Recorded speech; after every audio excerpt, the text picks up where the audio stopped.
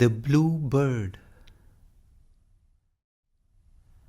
I am the bird of God in His blue, divinely high and clear.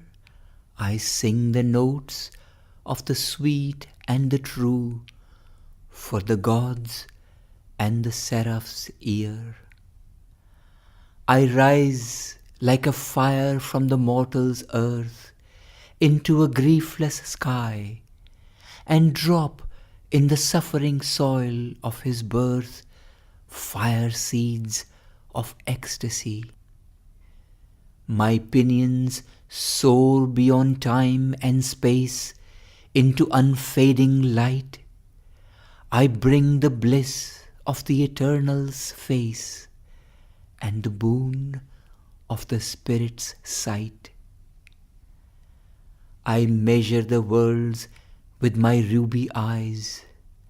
I have perched on wisdom's tree, thronged with the blossoms of paradise by the streams of eternity.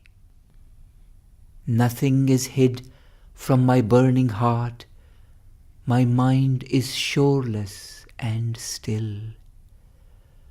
My song is rapture's mystic art. My flight, immortal will.